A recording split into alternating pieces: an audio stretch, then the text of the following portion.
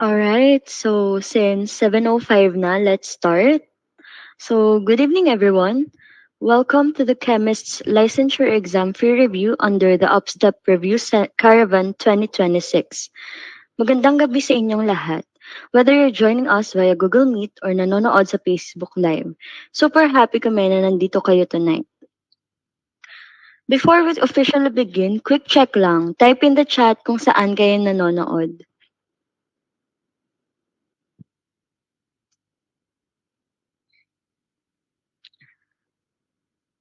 Ready na ba kayo tonight? Sige, let's warm up the chat.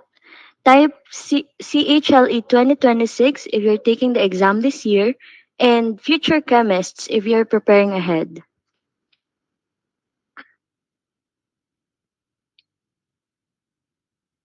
Ayan. Dami nyo namang energy. Ayan, future chemist. Claim na natin yan. Future licensed chemist na kayo soon.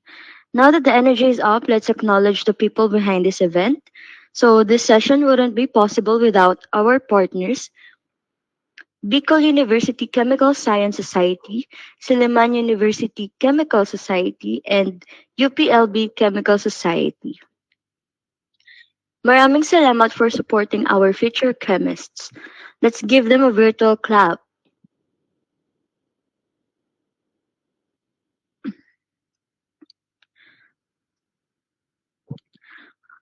Okay, so quick reminders before we dive in. Don't forget to register sa free review sessions para updated kayo sa upcoming topics. And if you want a more serious and guided preparation, you can also enroll sa review programs which include coaching, review materials, and structured sessions. Yung link is nasa screen na, and don't worry, we'll also repost the link after the session. Alright, now let's move on to the main event. For today's session, we will be discussing physical chemistry. So this topic is very important kasi lalabas at lalabas to sa boards, and this will help you build a strong foundation. So ngayon pa lang, focus mode na tayo. Prepare your notes, tubig, and iwas muna distractions. And syempre, we have someone special to guide us tonight. It is my pleasure to introduce our lecturer, Sir Russell Molina. You can also check their full profile sa Facebook. Nakapost yan. And we are very honored to have you tonight, sir. Let's welcome our lecturer. And without further ado, I'll be turning you over to our lecturer. Take it away, Sir Russell.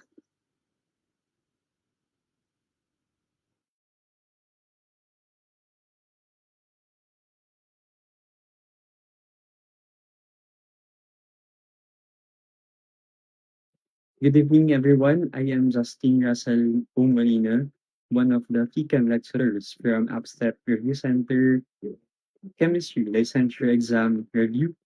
So thank you for coming into this free review, and I hope you'll be learning a lot from this lecture. So with that, let me start. For this review, we'll be dealing with the gases. So in chemistry, alam natin na we have three main states, but we know there are more than three states. So the three main states are solid, liquid, and gas. Pero si gas, siya yung free spirit out of the three. So unlike solids na rigid and liquids na sumusunod sa shape ng container, but we know gases also follow the shape of the container. But it is more free as compared to the liquids. So gas molecules are always on the move.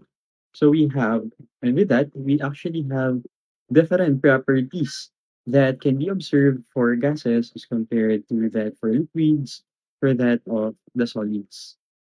So this full lecture will be all about gases. Let's start with the gas laws, and in this case, Boyle's law. Dito tayo mag-start.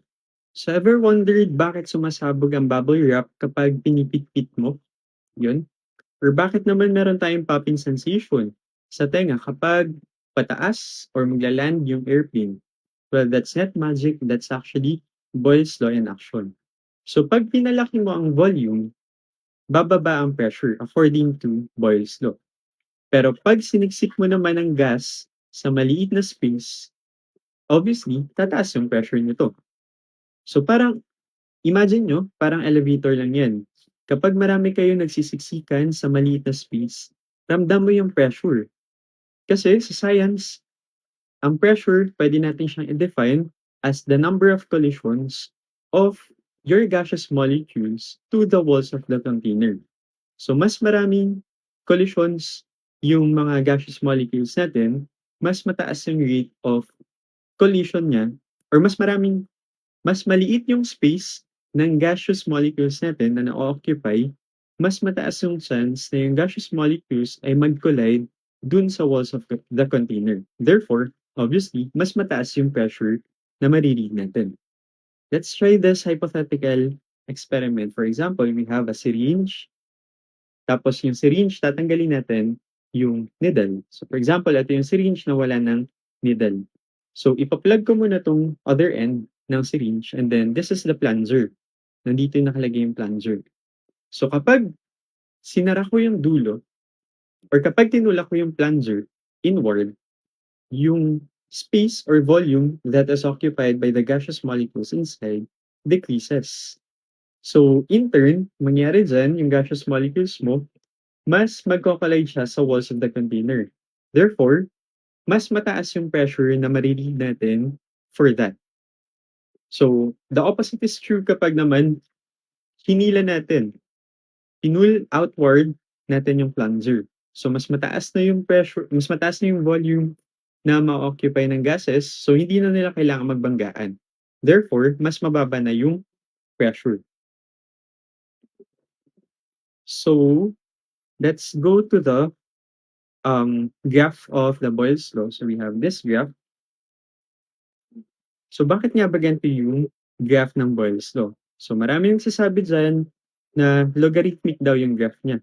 But technically, this is a hyperbola. So bakit naging ganan yung graph ng Boyle's law? So dahil inversely proportional ang pressure and volume, habang lumiliit ang volume, yung pressure naman natin will approach infinity. So paliitin mo ng paliitin yung space na na-occupy ng gases mo, mas mataas or tumataas ng sobra yung pressure mo. And in a sense na mag-a-approach na siya sa infinity. Okay?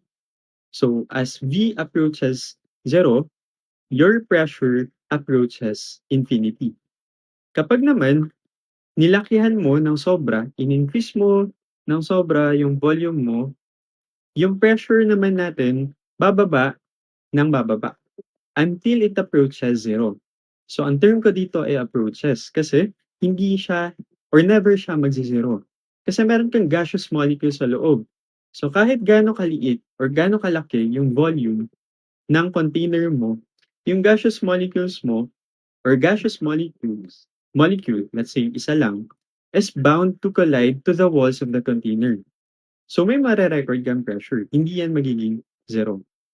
So basically, we have two asymptotes here and here. So kung ipa-follow natin yung graph, pag ganito dapat siya. So hindi siya linear. So sa boards, or kapag magsasagot kayo, tapos ang tanong, which of the following gas laws do not have linear graphs? So ang sagot natin ay Boyle's law. Kasi ito lang yung hyperbolic yung graph. Next naman na gas law na itatakal natin ay yung Charles law. Na-try nyo na bang mag-iwan ng balloon sa loob? Sa loob ng sasakyan, for example, tanghaling tapat, mainit sa labas, therefore mas mainit sa loob. Tapos pagbalik nyo ng kotse nyo or ng sasakyan nyo, nakita nyo na pumutok na yung balloon. Or maybe napansin nyo na ba na yung gulong ng bike nyo, for example, nagbabike kayo, parang mas flat siya kung titignan. Or parang siyang mas flat talaga sa pakiramdam kapag sobrang lamig ng panahon. That's actually Charles' law.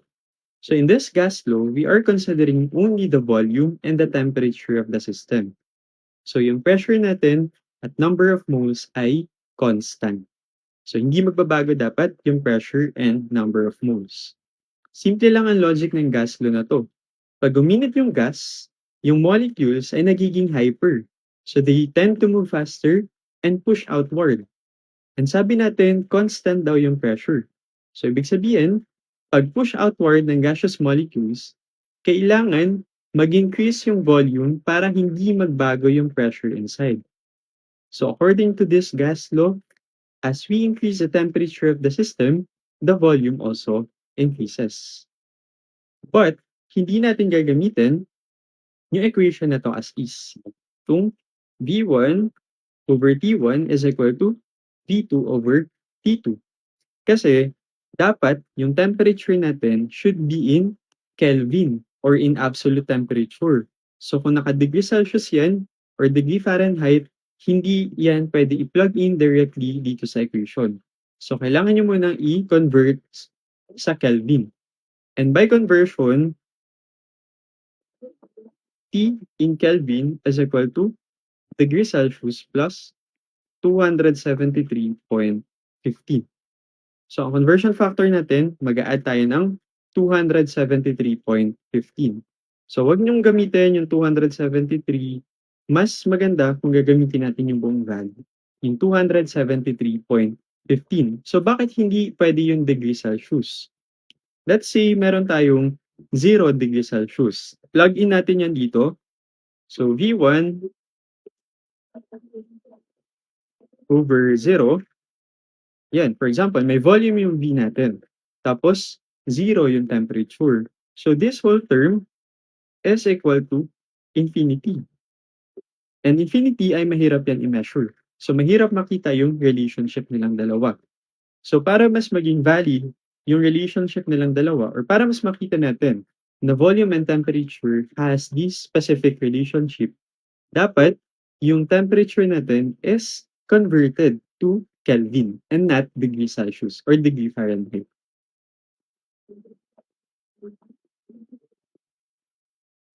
Ngayon naman, let's investigate the relationship between the pressure and temperature using the Gay-Lussac's law.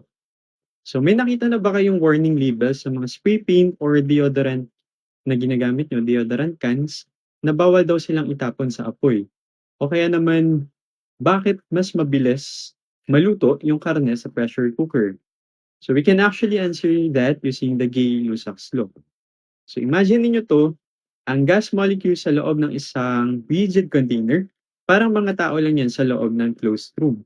Kapag umiinit yung paligid, magiging hyper sila. Takbo dito, bangga dun sa walls, bangga sa ibang tao. So technically, mas maraming collisions. At dahil hindi naman pwedeng lumaki yung room, lalong lalakas lang yung tama nila sa pader habang mas umiinit yung environment. So that leads to an increased pressure. At syempre, katulad din ng Charles law, bawal kayo gumamit ng temperature na naka-degree Celsius pa. So kailangan nyo itong i-convert to Kelvin bago nyo gamitin sa equation. Kasi katulad nun sa Charles law, yung temperature natin is in the denominator. Yan. Nasa denominator yung temperature natin, so hindi pwedeng magkaroon ng zero value dito kasi magiging infinity siya. And according to our graph, the pressure temperature graph, we have a linear graph, direct proportionality between pressure and temperature. So meron tayong linear graph between pressure and temperature. So according to this gas law, pressure and temperature are directly proportional. And in this case, temperature is the x component, whereas the pressure is the y component. The last gas law is the Avogadro's law, in which we relate the volume of the container to the number of moles of the gaseous molecules. So here is a question. Bakit kaya kapag hinihipan mo yung balloon, lalong lumalaki yung volume nito? So the answer to that is that nilalagyan natin ng hangin. Nilalagyan natin ng hangin, therefore tumataas yung number of gaseous molecules. Basic as it sounds, that's the core of the Avogadro's law. So in other words, pag dinagdagan mo ang gaseous molecules, kailangan nila na mas malaking space o volume so that the pressure will not increase. Kasi dito, sa gas law na to, pressure and temperature are held constant. So dapat hindi magbabago yung pressure. So according to this law, the higher the number of molecules, the gaseous molecules, the higher the volume occupied. So dito, ang N stands for the number of moles, which is the unit used in chemistry to designate the quantity. So here we have an equation, V1 over N1 is equal to V2 over N2. So pag dinamihan natin yung number of moles ng gas, mas malaki yung volume na ma-occupy niya. Pag binawasan natin yung number of moles ng gas, therefore, hindi niya kailangan mag-occupy ng mas malaking space. Okay? Okay, now, how about we try combining three of the four gas laws? So we have the Boyle's law, this one. We have the Charles law, V1, P1, and we have the Gay-Lussac's law, P1 over T1 plus P2 over T2. So from these three equations, paano tayo makakukuha ng super equation na to? Yung P1, V1 over T1 is equal to P2, V2 over T2. So we start off with one of the equations. Mas madali yung Boyle's law. So we start with P1, V1 is equal to P2 over V2. So now, considering the Gay-Lussac's law, meron tayong additional na variable, which is temperature. So yung temperature sa Gay-Lussac's law is in the denominator. So therefore, sa Boyle's law, para maging combined gas law siya, magdadagdag lang tayo ng temperature na variable on both sides of the equation dun sa denominator. So P1 V1 over T1 is equal to P2 V2 over T2. Well, actually now, we have the combined gas law. But we can actually still consider, we can actually check if the Charles law actually follows the combined gas law as well. So we have V1 or volume variable on the numerator and temperature variable on the denominator. Let's take a look at the combined gas law. Yung volume natin nasa numerator, so tama siya. Yung temperature natin nasa denominator. So we now have these super equation, the combined gas law. Hindi natin pwede sabihin na as we increase the pressure, the volume decreases kasi we now have a third variable. So we have to consider the third variable. Okay, so we have three variables that are being changed in the system. So hindi natin pwede gamitin yung knowledge natin sa first four laws in which only two variables are considered. And from the combined gas law and from the gas laws, we can actually come up with the ideal gas law, such as PV is equal to nRT. Okay, in the previous slide, we have derived the combined gas law. In this slide, we will try to derive the ideal gas law, which is PV is equal to nRT. So in the derivation, gagamitin natin yung three of the four gas laws. We have the Boyle's law, we have the Charles law, and we have the Avogadro's law. Kung mapapansin natin sa lahat ng equations natin na to, lahat yan ay merong volume. So hindi natin gagamitin yung Gay-Lussac's law. So in the derivation, gagamitin natin yung proportionality relationship. So according to Boyle's law, volume is inversely proportional to pressure, 1 over P. And then, according to Charles' law, volume is directly proportional to temperature. Volume directly proportional to temperature. According to Avogadro's law, volume is directly proportional to the number of moles. Pwede natin pagsama-samahin yung tatlong relationships na yan kasi lahat yan ay directly proportional to volume by multiplying the other side of the equation. So volume is directly proportional to T times N Yung N dito ay nasa numerator and then yung P nasa denominator. Now, mukha na siyang ideal gas law. But, kailangan nating tanggalin yung symbol for proportionality. Para matanggal natin yan, kailangan natin mag-set ng proportionality constant. And usually, we're using K. But in this case, instead of K, R na yung gagamitin natin. So, V is equal to R and T over P. And this R is actually the gas constant, 0.082056 liter atmosphere per mole Kelvin. Yan. So, ang gagamitin nating value is 0.082056, not 0.0821. So, yung more accurate na value yung gagamitin natin.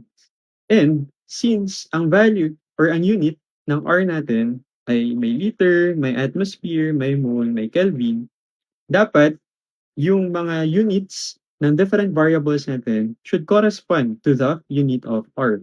So yung P should be in atmosphere, V should be in liter, N should be in moles, T should be in Kelvin.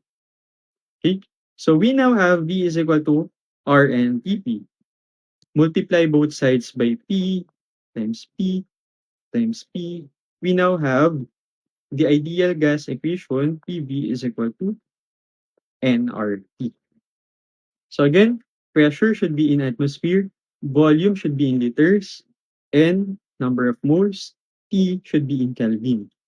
So kapag hindi nakaganon yung units natin, ang unang gagawin natin is to convert the units to their proper units. So naka-bar yung pressure, convert the pressure to atmosphere.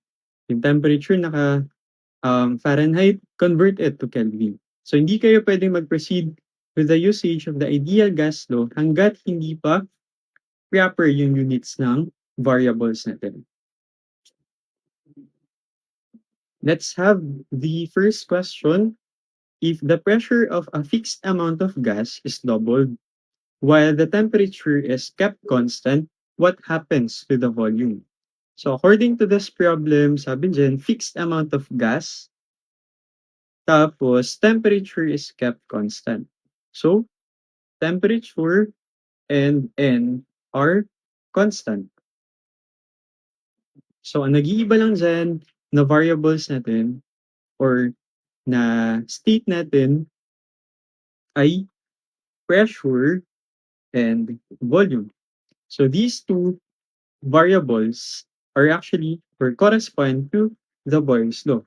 So according to the Boyle's law, again, P1 V1 is equal to P2 V2. So sabi dito sa problem, if the pressure of a fixed amount of gas is doubled, so yung P1 will remain P1 equals P1. Yung P2 natin, pwede actually natin yung i-relate to P1. So sabi, nagdoble daw yung pressure. So P2 is equal to 2 P1. Ano naman daw mangyayari sa volume? So ang tinatanong is V2. And then we have V1. So i-plug in lang natin P1 times V1 is equal to yung P2 natin will now become 2P1. So 2P1 times V2. Lipat lang natin itong 2P1 sa kabila. So divide both sides by 2P1. We'll have P1 V1 over 2P1 is equal to V2. Cancel P1. Matitira, V2 is equal to V1 over 2.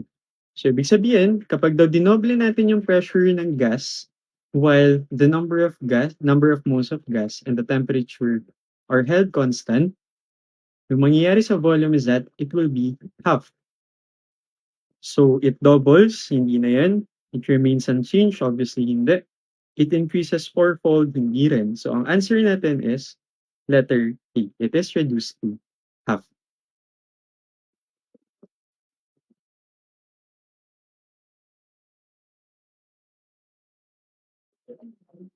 Second question, a gas occupies 2.0 liters at 300 Kelvin. If the pressure remains constant and the temperature is increased to 600 Kelvin, what is the new volume? So according to this problem, yung pressure daw ay constant. Tapos sabi diyan, yung temperature and yung volume ay nagbabago. Therefore, the number of moles is also constant. So we have volume and temperature that are varying, and this is Charles' law. So ang Charles' law natin is V1 over T1 is equal to V2 over T2. So given tayo ng values dyan, V1 natin is 2.0 liters, T1 natin is 300 Kelvin, V2 natin, this is the unknown, T2 natin is 600 Kelvin. Then plug in lang natin, we can calculate the value for V2. So V2 is equal to 2.0 liters, sorry,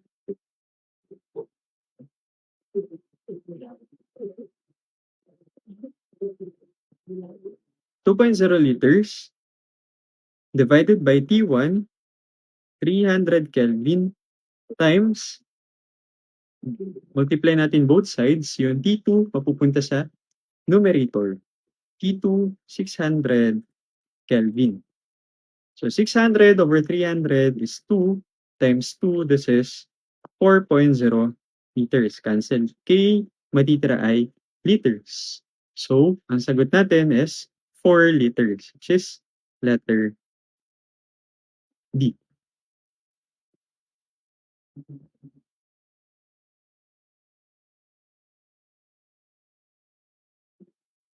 Okay, next question. What happens to the pressure of an ideal gas if its absolute temperature is doubled and its volume is half? So according to this problem, we actually have three varying factors. We have the pressure, kasi yun yung tinatanong, what will happen daw dun? So it should vary. Tapos we have the absolute temperature, T, and then we have the volume. So we have three variables, therefore, ang equation na gagamitin natin is the combined gas law. So that's P1 times V1 over T1 equals P2 V2 over P2. So pwede tayong mag-let uli ng mga values dito. Yung P1 natin as is yan. So P1 is P1, V1 is V1, T1 is T1. Sorry, T1 yan. So ang babaguhin natin ay yung mga may subscript na 2. So yung P2, ito yung hinahanap sa atin. Then, yung V2, sabi, na half daw yung volume. So, that's 1/2 of V1. And then, yung temperature naman daw na double. So, ibig sabihin, T2 is equal to 2 T1. So, now we have these values. We can actually calculate the value for T2. So, what will happen to the pressure after all these changes? So, yung P1, V1, retain over T1, tas yung kabila, magiging P2 times, yung V2 natin magiging 1/2 V1 times, yung T2 natin magiging 2 P1. 2 P1. So, i-simplify muna natin yung nasa right side of the equation. So, that's P2 times V1 over T1 times 1/4. Okay? And then, ilipat natin lahat ng variables except P2 papunta sa kabila. So, P2 is equal to P1 V1 over T1 times T1 over V1, and then yung 1/4, lipat din natin sa kabila, so magiging 4. Then, cancel V1, cancel T1, matitira ay 4 T1. So therefore, kapag binago natin yung temperature and yung volume by this much, the pressure will be increased by 4 folds. So the pressure is reduced to 1/4. This is wrong kasi mag-i-increase nga to 4 times 4. The pressure doubles. The pressure quadruples. Ito yung pinakamalapit. The pressure remains the same. So D is wrong then. So C is the correct answer. The pressure quadruples.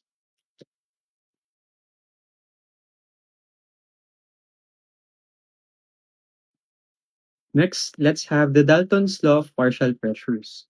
So according to this law, if we have a system containing more than one type of gases or gas, we can assume that the total pressure of the system can be calculated by taking the sum of the partial pressures of the individual gases. For example, we have this system, we have this container, and in this container, we have two types of molecules, the X and the Y. So according to this representation, the pressure exerted by the Y molecules plus the pressure exerted by the X molecules is equal to the total pressure of the system. Okay? So ipag-add lang natin yung partial pressure ng X and yung partial pressure ni Y. So by this relationship, we can actually say that the partial pressure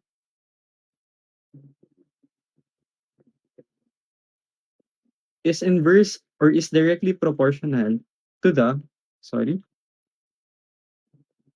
is directly proportional to the mole fraction. Okay? And then mole fraction is calculated by, let's say, this is the mole fraction of X. So this is the mole fraction of X. So the mole fraction is calculated by taking the quotient of the number of moles of X and the total number of moles. So we have only two types of molecules here, X and Y. So the number of moles of X plus the number of moles of Y leads to the total number of moles. Okay? So this is the mole fraction of X. So in this representation, we have 2 of X, and then for Y, we have 4. So in total, or if we simplify this, we have 1/3. So the mole fraction of X is 1/3.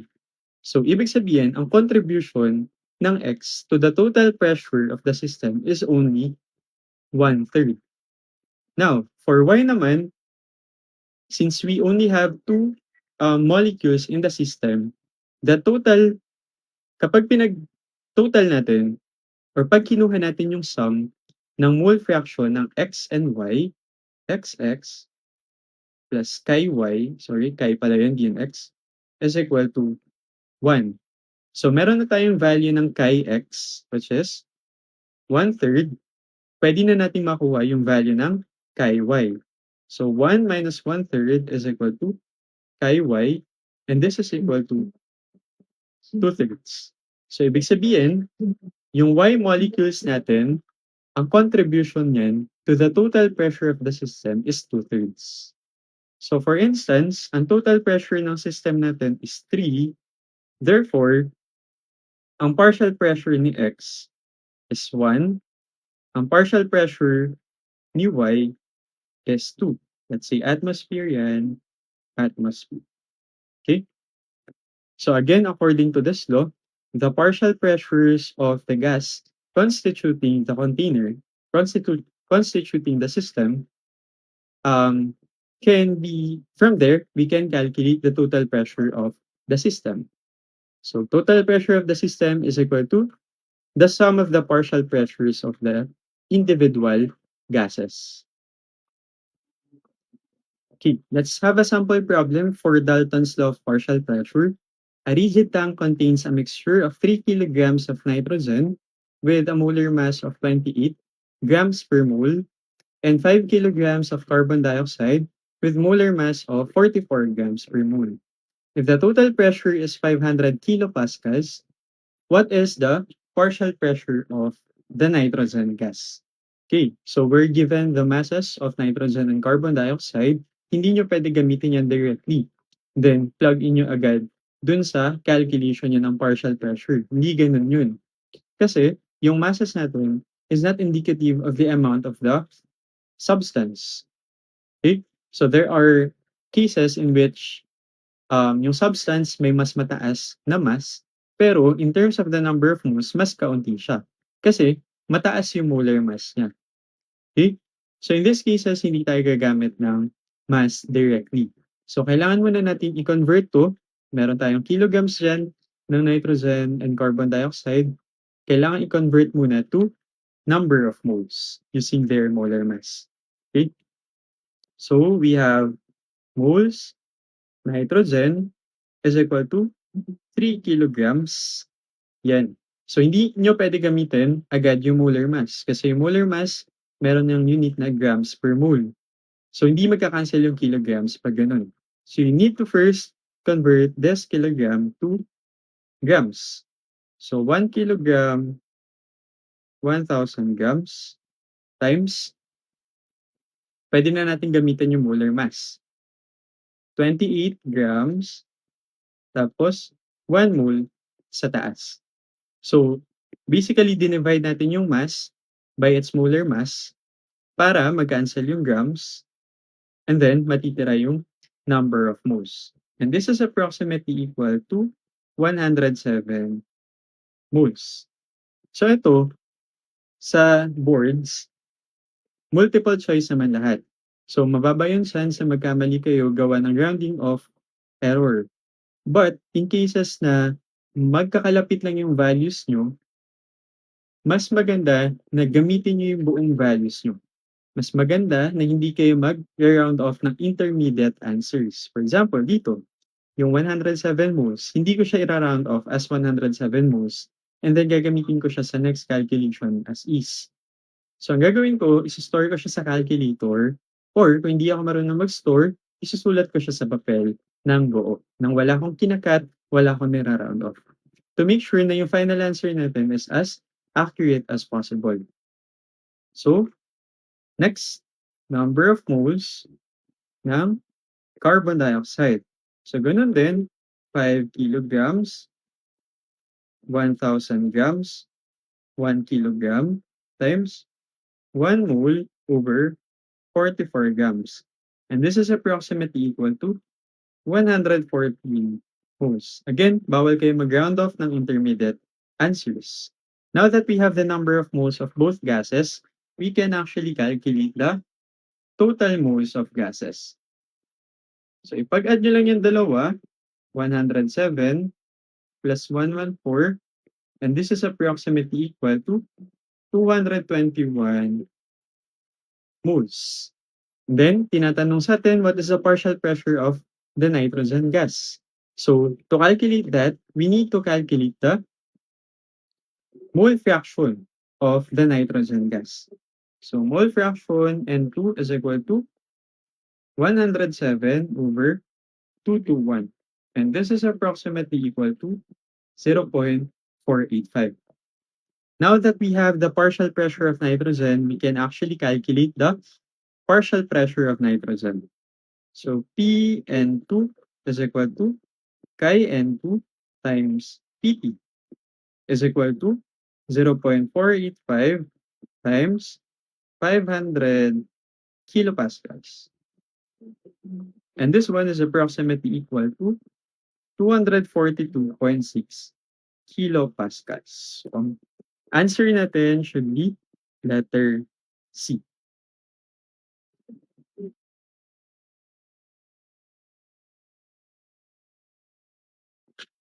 Okay, next problem. Again, this is part of the partial pressure, Dalton's law of partial pressures. A mixture of gases A and B is collected over water at 27 degrees Celsius. The total pressure of the wet gas mixture is 780 millimeters mercury. The vapor pressure of water at this temperature is 26.7 millimeters mercury. If the mole fraction of A in the dry gas is 0.60, what is the partial pressure of gas A?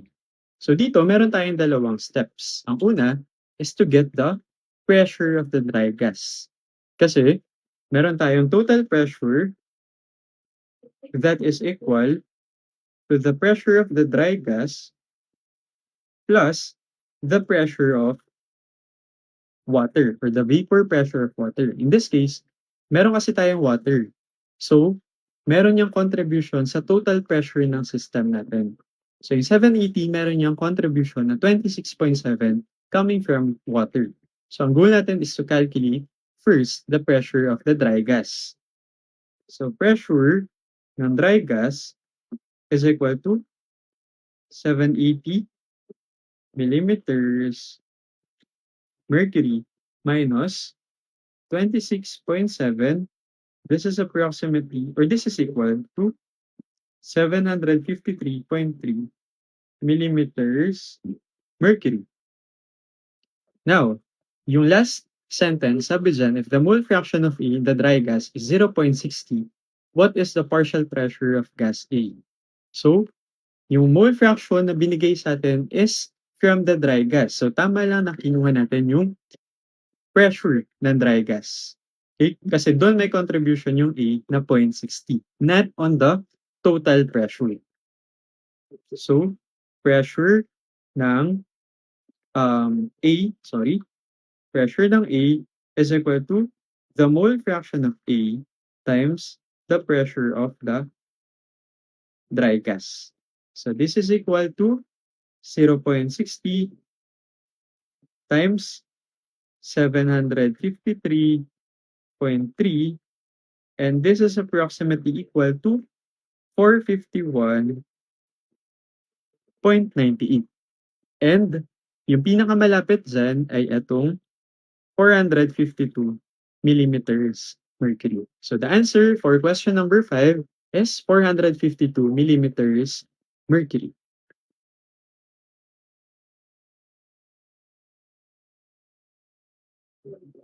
Okay, let's now move on to the kinetic molecular theory of gases.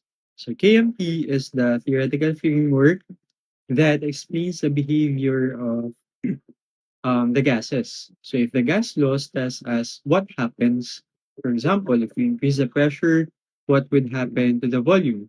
If we increase the temperature, what would happen to the pressure? KMT tells us why it happens by looking at gases on a molecular level. So number first postulate of the kinetic molecular theory is that um, the gases have negligible volume. For example, we have this container, and then we have the gases. We have this gas molecule, ganang kaliit lang. So as compared to the volume of the container, etong sobrang liit na to ng volume ng gas na to is not significant enough to be considered. So ang ina-assume natin for the kinetic molecular theory is that the volume of the gas molecules are negligible as compared to the volume of the container. And then number 2, the gases are in constant random motion. So ikot-ikot lang sila dyan, random motion. Pero ang i-assume nila is that the trajectory is always linear. So for example, we have this gaseous molecule, yung trajectory niya lang ay paganto. So hindi siya pwede lumiko unless tumama na siya sa wall ng container or tumama siya sa other gas molecule. Saka lang siya magkakaroon ng ibang trajectory. But until hindi pa tumatama sa gas molecule or on the walls of the container, yung gas molecule will have a single trajectory. So hindi rin magbabago yung momentum niya. Then number 3, gas molecules collide with each other, but the collision is elastic. So pag sinabi nating elastic, ibig sabihin, the energy is conserved. So pag conserved, ibig sabihin nun, hindi matatransfer yung energy from one body to another or hindi malolos yung energy as heat or friction. So for example, we have this gas molecule, tapos tatama siya sa wall ng container na to, papunta dito. So kung ano yung force, or kung ano yung momentum ng molecule na to going towards the wall of the container, pag tama niya, pabalik, dapat same momentum pa rin, but of different sign. Okay? Ganun din kapag tumama siya sa other molecule. So tatama, for example, itong gas molecule na to, tatama sa other gas molecule, tapos hindi matatransfer yung energy ng molecule 1 papunta sa molecule 2. So conserve yung energy, nasa kanya pa rin yan. Tatama lang siya mag-collide, then afterwards, pupunta siya sa other direction. Okay? So mag-iiba lang yung trajectory, but still, the momentum is conserved. Number 4, negligible yung intermolecular forces of attraction. Meaning, hindi natin i-consider yung attractive and repulsive forces. Pag kinonsider natin yung IMFA ng molecules, yung number 3 ay hindi na magiging totoo. Kasi for example, your molecules exhibit hydrogen bonding. So this molecule, pupunta siya dito, tatama siya, magko-collide siya with other molecule. Kapag merong IMFA present between these two molecules, ang mangyayari dyan, mas gugustuhin na lang nila, for example, attractive forces, yung dominant. Mas gugustuhin na lang nila na magdikit sila kaysa maghiwalay. So in that sense, para maghiwalay sila, merong malolos na energy gawa ng nagkaroon ng interaction with one another. So kung one yung momentum going to the collision, after the collision, ayan ay magiging less than 1 na lang yung momentum. Okay? So kaya ina-assume natin na negligible yung intermolecular forces of attraction. Kasi kahit mag-collide dapat, yung molecules natin, hindi dapat nagbabago yung momentum nila. Kung ano yung momentum nila going to the collision, dapat after the collision, same pa rin yung momentum. Then last, direct proportionality between the average kinetic energy and the absolute temperature. Sinasabi lang nito na as we increase the temperature, the average kinetic energy of the system also increases. Okay? So pag tumataas yung temperature natin, yung molecules natin mas lumilikot. Therefore, in average, tumataas yung kinetic energy nila. Okay? Okay, next problem, if the temperature of an ideal gas is held constant, while the volume is reduced to 1/4 of its original volume, what happens to the root mean square speed of the molecules? So ito ay bagong concept, such as the root mean square speed, but still it is part of the KMT. So we'll be using the Maxwell's distribution graph. So ito yung graph niya, speed, etong x, distribution, etong y. So ang graph niyan ay pag ganito. Okay? So we have 3 speeds that can be considered. Doon sa classical mechanics na sense, isang speed lang yung kinukuha natin. Ina-assume natin na lahat ng molecules will have the same speed. But in the statistical thermodynamic sense, hindi natin pwede i-assume yun. Okay? So different molecules can have different speed as well. Even at the same temperature, kahit na same molecule lang sila. Kunwari, sa isang system, lahat yun ay nitrogen gas lang. And then, at 25 degrees Celsius din. So kahit na lahat ay parehas, it is possible that one nitrogen molecule will have a higher speed, another nitrogen molecule will be very slow. Or yung iba naman, tama lang yung speed. Okay, enough lang for that temperature. So kaya tayo gumagamit ng tatlong values ng speed. We have the most probable speed. This is the peak of the curve. So ito yung may pinakamataas na distribution. Ibig sabihin, most gaseous molecules have this speed. So yun yung most probable speed. Then we have the average speed. This is the arithmetic mean of all the speeds of the molecules. Then we have the root mean square speed. This is the speed of the particles possessing the average kinetic energy. And usually this is the highest value of the three. So may iba't ibang formula yan, pero ang ibibigay ko muna sa inyo is a formula for the VRMS.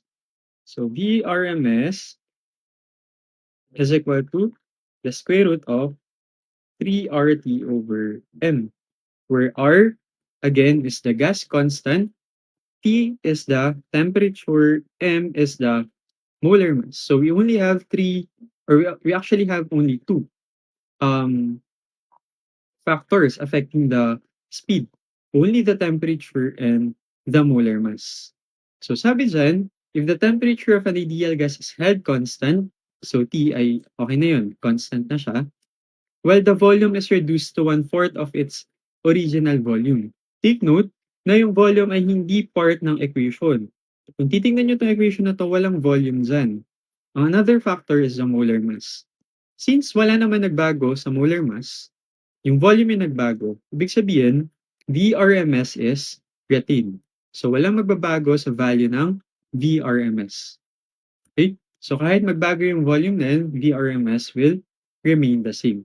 So the answer for this one is letter B. It remains unchanged.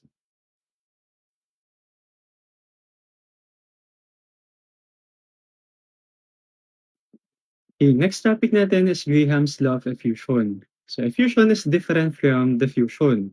Yung diffusion, merong transport of matter with respect to the concentration gradient. Okay? Then, ang effusion naman, ang nangyari dito, transfer of gaseous molecules along a small hole. So may maliit na butas, magta-transfer dun yung gaseous molecules. Yun yung effusion. Okay? So we have these equations. In terms of rate, we have rate A over rate B is equal to the square root of the molar mass of B over the molar mass of A. Okay? So yung rate ay inversely proportional sa square root ng molar mass niya. So mas mataas yung molar mass, mas mababa yung rate. Tama lang, kasi kung mas mabigat yung gas, mas mahirap siyang gumalaw. Mas mahirap gumalaw, mas mahirap mag-effuse. Okay? We have another equation, time B over time A is equal to the square root of M molar mass of B over molar mass of A. So in this case, ang kinoconsider naman natin is the time of effusion of the gaseous molecules. Okay? So they are directly proportional naman. So the higher the molar mass of a molecule, mas mataas yung time na kailangan niya to effuse out of the container. Okay? Kung mas mababa, obviously, mas mababa yung time of effusion niya rin. The next question, according to Graham's law of effusion, if gas A has a molar mass 4 times that of gas B, how do their rates of effusion compare? Okay, so in this type of problem, kanina, binigyan ko kayo ng two equations. In terms of rate, yung pangalawa in terms of time. So in this case, gagamitin natin yung in terms of rate kasi yun yung tinatanong dito sa problem. Okay? So RA is equal to RB over RB pala, sorry, is equal to square root ng molar mass in terms of rate, baliktad dapat. So kung A yung nasa taas, dapat molar mass niya ay nasa baba. So molar mass ni A, ito ay molar mass naman B. Okay? So pwede natin yung isulat in terms of molar mass of B.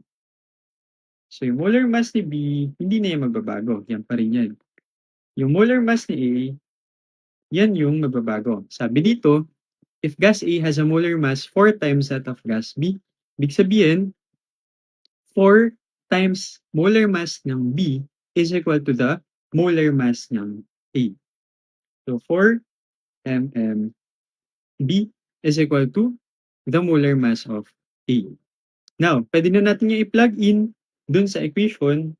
So RA over RB is equal to mmB over 4 mmB. Okay, cancel mmB. Matitira square root ng 1/4. Matitira ay 1/2. Then, criss-cross natin. 2RA is equal to RB. So according to this relationship, yung rate ng B is twice the rate of A. So ibig sabihin, gas B effuses 2 times faster than gas A. So ang sagot natin for this problem is letter C.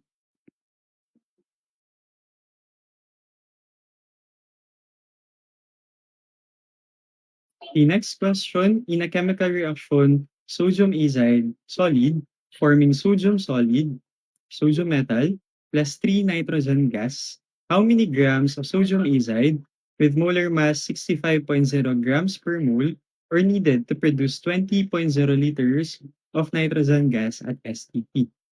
So this is the type of problem where we have to use the practical side of the ideal gas equation. So hindi siya explicitly sinabi na ideal gas, hindi siya sinabi explicitly na gas law, but still this is for the ideal gas equation. We're gonna use the ideal gas equation. So pag ganito, pag hindi sinabi kung anong type ng gas, i-assume natin na yung gas is ideal. Okay? So dito, sabi siya, nag-produce daw ng 20 liters ng nitrogen gas after the reaction. Paano natin makukuha yung grams? Hindi natin pwede ma-relate directly from liters ng N2. So, ang pwede natin gawin is to calculate the number of moles of nitrogen gas produced after the reaction. Kasi meron tayong volume given and meron tayong conditions. May STP tayo, standard temperature and pressure. At standard temperature and pressure, temperature is equal to 273.15 Kelvin. Pressure is 1 atmosphere. Okay? So we have PV is equal to nRT. Ang goal natin is to calculate the value of N. So that's PV over RT. So meron tayong P, 1 atmosphere. Then volume natin is 20.0 liters. Then yung R natin, 0.082056 liter atmosphere per mole Kelvin times temperature natin 273.15 Kelvin. So cancel Kelvin, cancel liters, cancel atmosphere, matitira ay number of moles. And this is equal to 0.892 etc. moles ng N2. Again, huwag kayo mag-round off ng intermediate answers. Okay? So now that we have the number of moles of nitrogen gas, we can actually relate that to the number of moles of sodium azide using this equation. Meron tayong equation. Sabi dyan, for every mole ng sodium azide na nagre-react, may mapaproduce na 3 moles ng nitrogen gas. So we have that stoichiometric relationship which is 1 is to 3. So this number of moles of N2 can be converted to the number of moles of sodium azide. Okay? And ng sodium azide is equal to 0.892 moles N2 times, nasa denominator dapat yung moles ng N2 which is 3, numerator yung moles ng azide. Yan. So this is equal or approximately equal to 0.297 moles. So ang last step natin is to convert the number of moles to mass kasi given naman tayo ng molar mass. So mass is equal to 0.297 times, this is moles, 65.0 grams, 1 mole. And this is approximately equal to 19.33 grams. And from the choices, meron tayong 19.3. So our answer should be letter C, 19.3 grams.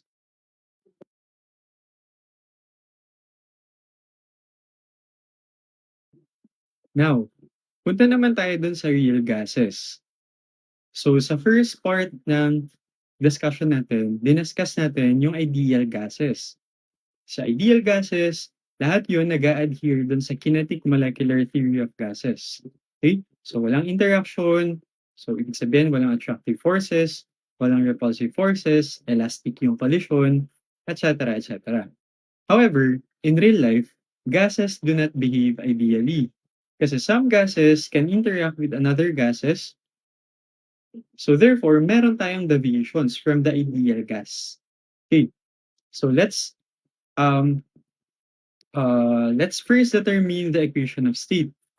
Actually, we have four ways in order to describe a real gas. Number one is through the equation of state. Okay? So yung pinakasimpleng equation of state natin is for the ideal gas equation. Yung PV is equal to nRT. This is the simplest equation of state. By the way, equation of state describes the physical states of a substance under the stated conditions. Okay? So basically, siya yung nagde-describe sa kung anong meron sa system natin. Depende kung ano yung condition. Kung ano yung pressure, ano yung volume, ano yung number of moles, and yung temperature. Okay? So we have different equations of state. Again, ito yung pinakasimple, the ideal gas equation. We also have the van der Waals equation of state. So we have V bar minus B. We also have these term added. Okay? So, meron tayong V bar dito. So, pag sinabing that is equal to the volume over the number of moles. So, ito yung bar. So, ito, basically, nilipat na natin dyan. So, yung V dyan, magiging V bar. Okay. So, in the van der Waals equation of state, we have the correction for the volume. So, ito yan, yung volume, nagkakaroon tayo ng correction dyan, gawa ng excluded volume. And then, we also have this term, and this is the correction for the attractive and the repulsive forces. Kasi take note that real gases do interact with each other. Hindi naman sila magkakahiwalay na walang interaction. So, meron silang interaction. So, therefore, merong inelastic collision sa nangyayari. Okay? So, this term is used to correct the pressure. This whole term is used to correct the pressure for the presence of interactive forces. Okay? And then we have the Redlich-Kwong equation. This is more complicated than the van der Waals equation of state. Then, another way of describing real gases is through the compressibility factor, or yung Z. This should be capital Z. This indicates the ability to be compressed at a certain condition. So, sanabi natin kanina na real gases do interact with each other. Ibig sabihin, merong attractive forces, merong repulsive forces. Kung ang dominant force natin is the attractive force, the actual volume of the gas is higher than the ideal volume. Okay? Kasi ang nangyari dyan, yung molecule, for example, ito yung ideal volume. Then, meron tayong gaseous molecules dyan. Yung gaseous molecules na yan, nag-i-interact sa isa't isa. Sabi natin, repulsive forces, yung dominant sa kanya. Kung repulsive yan, ipupush niya yung mga molecules na yan palayo sa kanya. So, pag push niya, etong molecule na to, yung trajectory niya, palabas din. Okay? So, kung palabas yan, therefore, mas lalaki yung volume na na-occupy. Therefore, the actual volume of the gas in which the dominant force is the repulsive force is higher as compared to that for ideal. Okay? So, kapag repulsive force is dominant, mataas yung actual compared sa ideal. Therefore, Z is greater than 1. Now, paano naman nakuha tong second equation? Yung Z is equal to PV bar actual over RT. So, alam natin na yung V bar ideal is equal to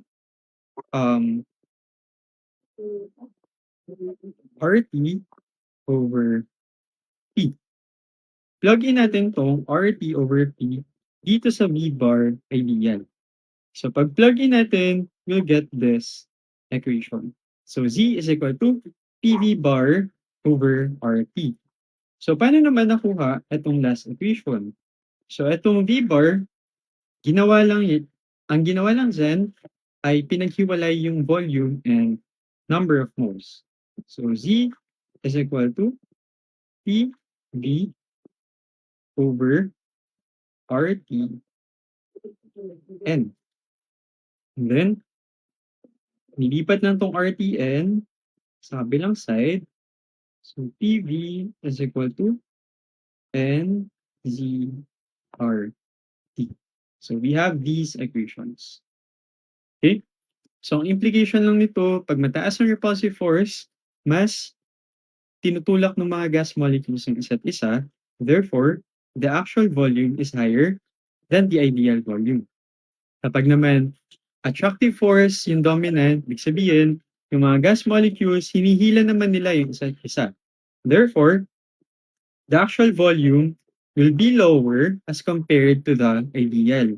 Mas mababa to compared dito, therefore, Z is less than 1. Okay? Okay, next, we can also describe the real gases in terms of fugacity coefficient P. So this is the tendency of the gas to escape. This is calculated by dividing the fugacity F by the pressure. Okay, yung F natin, this is the actual pressure. Yung P natin, this is the ideal pressure. Katulad dun sa compressibility factor natin, meron tayong V bar actual, meron din tayong V bar ideal. So, ganun din dito. Okay?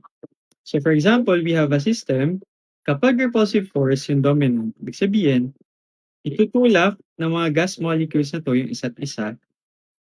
Therefore, these gas molecules will collide to the container more than usual. Okay? So, mataas yung rate of collision, therefore, mataas din yung pressure na mariring natin. So, therefore, the actual pressure or the fugacity is higher for the repulsive force. So, kung higher ito, fugacity is greater than 1. Now, kung ang dominant force naman natin ay yung attractive forces, hihilahin naman nila yung isa't isa. Okay? So, kung hilahin nila yung isa't isa, mababa na yung rate of collision to the container. And therefore, the actual pressure or the fugacity will be lower than the ideal. Therefore, Phi is less than 1. Last, the Joule-Thomson coefficient or μJT. This indicates the temperature change upon isenthalpic expansion of gases. So we have this term isenthalpic, meaning walang transfer of heat.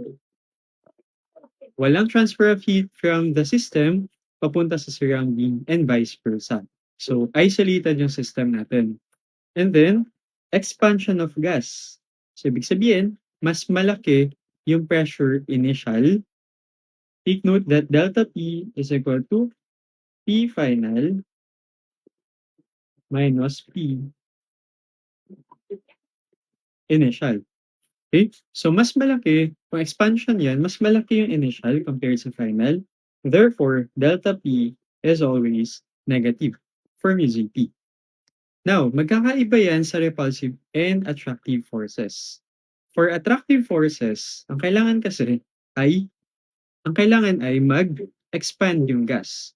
So, in the expansion of the gas, dapat i-overcome ng system yung interaction or attractive forces nila sa isa't isa para mag-expand. Hindi yan mag-expand kung mataas pa rin yung attractive forces nila sa isa't isa. Okay? So, para mag-expand, kailangan nilang i-break yung attractive forces na yan. So, para ma-break yan, kailangan nila ng input ng energy. And yung input ng energy is through internal energy. So, kung may input ng internal energy from the system itself, therefore, bababa yung internal energy ng system, bababa yung temperature niya. So, magko-cool down siya. Same equation, T final minus T initial. So kapag attractive force, mas magkupull siya. Therefore, mas mataas yung initial compared sa final. So negative yung delta T. So negative over negative, mu Gt is positive for attractive force. Now, kapag naman repulsive forces, mas madali mag-expand. Kasi hindi mo na kailangan magbigay ng energy para mag-expand siya. Nandun na. Gusto niya na nagre-repel na sila sa isa't isa. Therefore, gusto niya na mag-expand on its own. So wala ka ng input of energy. And therefore, yung excess energy na meron ka is actually converted to internal energy. So tataas yung internal energy, tataas yung temperature, and therefore, T initial is lower as compared to your T final. So for repulsive force, for a system with the dominant repulsive forces, positive yung delta T, therefore mu Gt is negative. Okay, I have this summary table.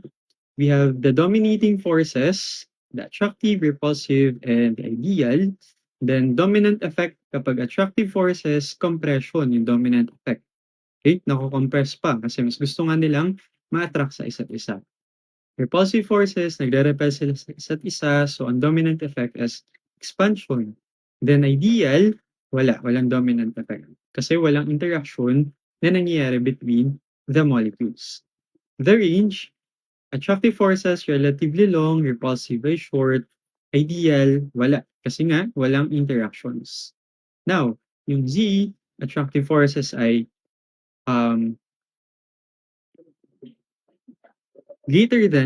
less than 1, sorry. Repulsive forces ay greater than 1, ideal ay 1. Okay? So kapag ideal, ibig sabihin your V bar actual is also equal to your V bar ideal. Kaya 1 lang siya. Then, yung phi, meron siyang same trend. For attractive forces, less than 1 siya. Repulsive forces greater than 1, then equal to 1 kapag ideal. Kasi yung fugacity is equal to the ideal pressure. Sorry. Then mu Gt, positive for attractive forces kasi negative yung delta T. So negative over negative is positive. Repulsive forces, negative naman kasi positive yung delta T over negative, that's negative. Then ideal, walang change in temperature kahit mag-expand. So, 0 lang. So, kailan ba ginagamit tong table na to? For example, pinag-compute kayo ng Z. Tinanong sa inyo what is the dominating force, what will happen to the fugacity coefficient, what is the effect on the mu Gt. So, ang pwede nyo gawin, mag-calculate kayo ng isa dyan. So, pwede nyo i-calculate yung Z muna. Kapag nakita nyo na less than 1 yan, the phi is also less than 1, the mu Gt is greater than 0. Laging ganun yun. Hindi mo na kailangan mag-calculate as long as you have this table. Hindi naman kailangan ng proof ng calculation mo sa boards. So, mas maganda meron na tayong shortcut. And this is the shortcut for these values or these parameters. Okay, let's have another sample problem. Which of the following conditions causes a real gas to deviate most significantly from ideal gas behavior? So, real gases have attractive forces. Yun yung i-consider natin dito. So, kailan lang ba nagiging dominant yung attractive forces? Una, pag mataas yung pressure. Kasi, kinocompress natin yung system natin. Pag kinocompress natin yung system, therefore, the gas molecules are also compressed. So kung compressed yan, mas nagiging dominant yung interaction. Okay? Sige, isa-isahin natin. High temperature and high pressure. So tama tong high pressure. Okay? Magda-deviate yan yung gas natin from ideal behavior kapag mataas yung pressure. Kasi nga, mas nagiging dominant yung interactions. High temperature, ang ginagawa ng high temperature, mas pinapalikot niya yung molecules natin. So, mas pinapalikot niya yung molecules, mahirap siya makompress. Ang gagawin ng molecules na yun, lalabanan niya palabas. Okay? So, pag nilabanan niya palabas, therefore, bumababa yung interaction nila sa isa't isa. So, hindi pwede yung letter A. So, low pressure, hindi na rin to kasi ang gusto natin ay high pressure. So, kung hindi pwede ang high temperature, edi low yung hahanapin natin. Okay? Bawal na rin tong letter C. So, ang sagot natin is letter D. Low temperature and high pressure.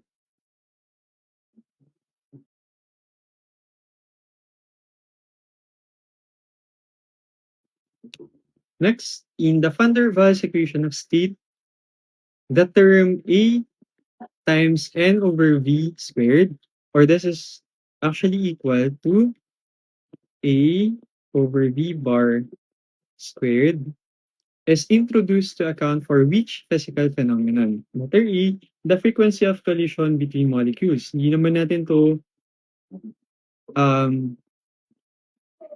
actually this one is directly proportional to the pressure.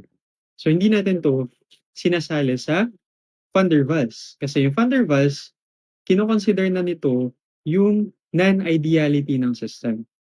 So, yung pressure natin, yung ideal gas, meron pa rin siyang pressure. Okay? Letter B, the finite volume occupied by the gas molecules themselves, hindi siya volume. Kasi, etong A times N over V squared. Sige, sulat muna natin yung,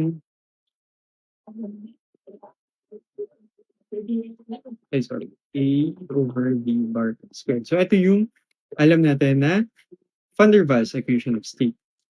Okay. The finite volume occupied by the gas molecules, actually, yung B, ito yung ginagamit natin correction for the volume. Okay? So, hindi yung letter B.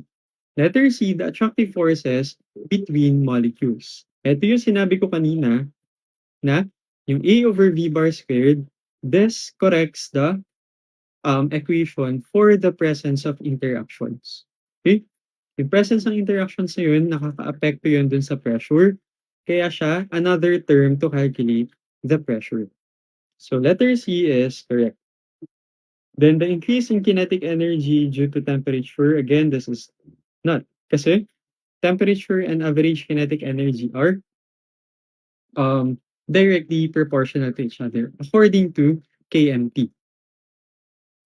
So, ang sagot natin is letter C.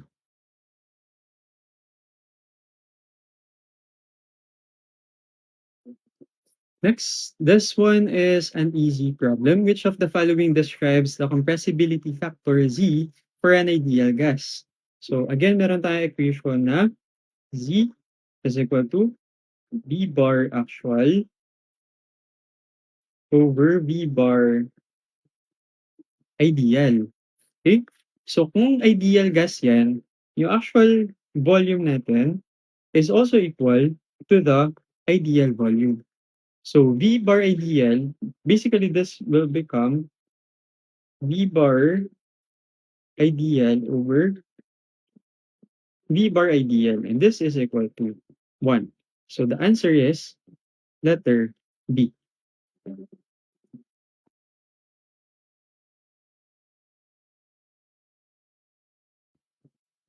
Okay, next question. At very high pressures, the compressibility factor Z for most real gases is greater than 1. This is primarily because, letter E, the gas has reached its critical temperature. So, this problem is actually about pressure and volume. So, walang effect yung temperature for this problem. So, A is not a factor. Letter B, attractive forces are very strong at high pressure. Tama naman yun. Okay, anong nangyari kasi, at very high pressure, kinocompress natin yung system. Okay? O-compress natin yung system, therefore, liliit yung volume natin. Pag na-meet yung volume, kung attractive forces yung dominant, ibig sabihin, pabor lang sa kanya yung pag-increase natin ng pressure. And therefore,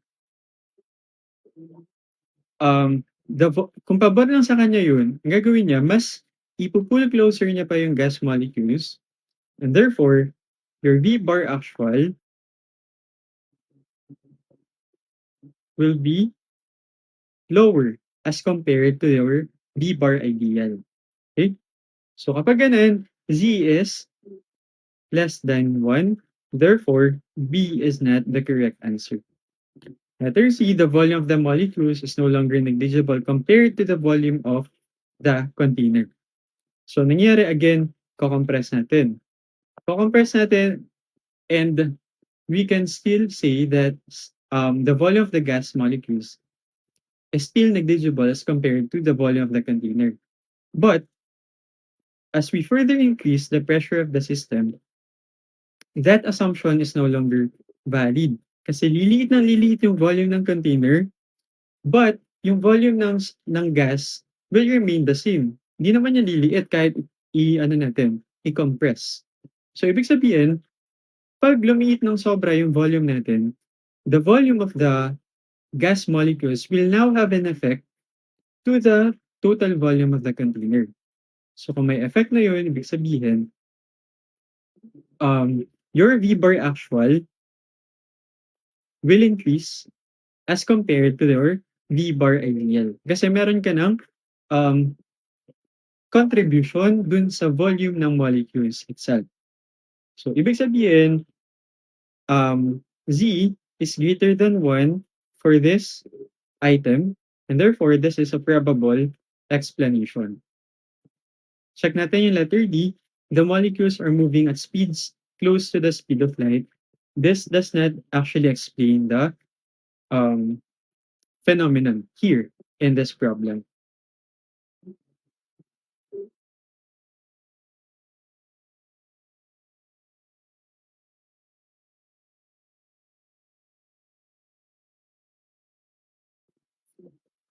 Okay.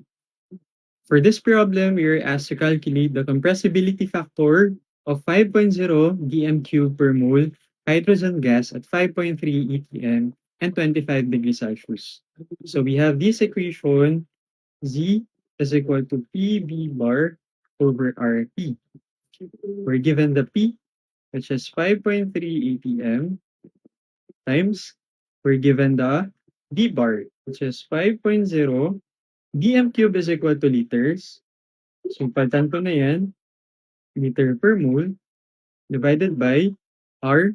Gagamitin natin na yung 0.082056 liter atmosphere per mole Kelvin times T, 25 degrees Celsius in Kelvin. This is equal to 298.15 Kelvin.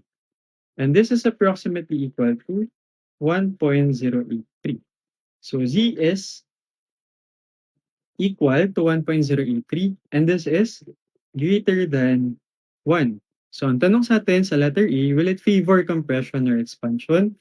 As Z greater than 1 has a dominating force of repulsive force and the dominant effect is expansion. Therefore, it favors expansion.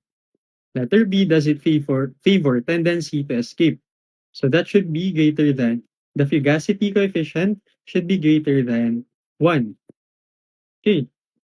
So kung greater than 1 yung Z, yung mako-compute natin yung fugacity will also be greater than 1. So therefore, the answer to letter B is, yes, it favors the tendency to escape. Letter C, will it cool or warm upon expansion? So, yung makukuha natin mu Gt is less than 0. Take note that mu Gt is equal to delta T over delta T. So, delta T is always negative. So, negative yung delta T. Para maging negative yung mu Gt, the delta T should be positive. Tama? So, kung positive yung delta T, your initial temperature or your final temperature should be greater than your initial temperature, and that's warming. So letter C, it warms upon expansion. And with that, thank you for listening to this short lecture, and I hope you learned something. Bye bye.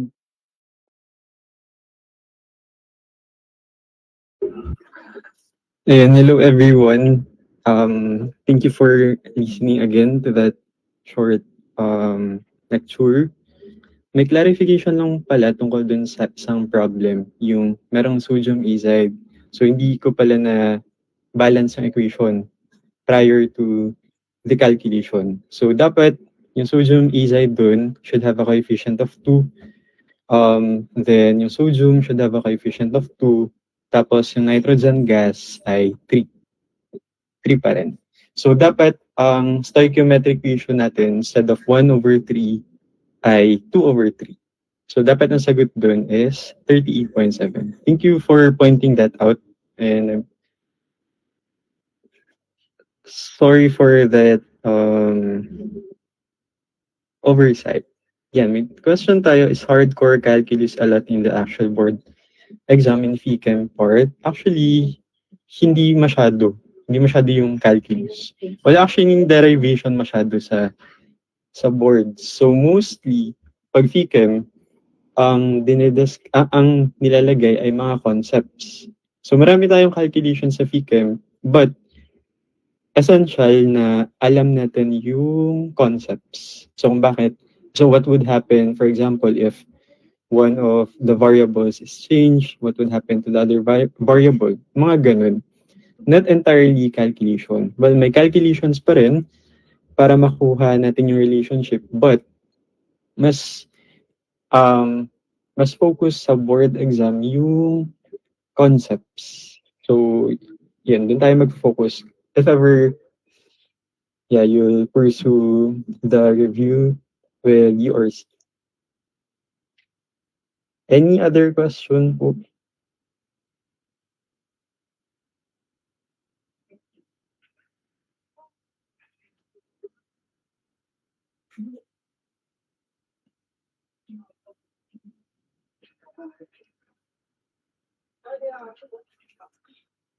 Mukhang wala na pong question. Pwede naman po kayo mag-type. Pwede kayo mag-open ng mic.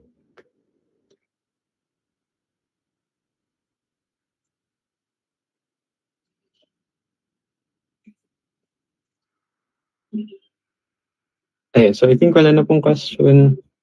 Yun lang.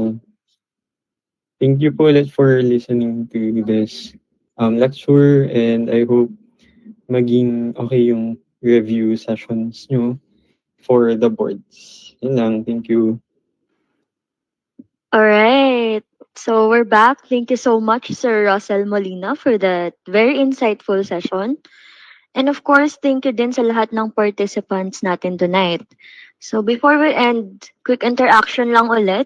If you learned something today, type thank you sa chat. And of course, send a heart sa Facebook Live natin.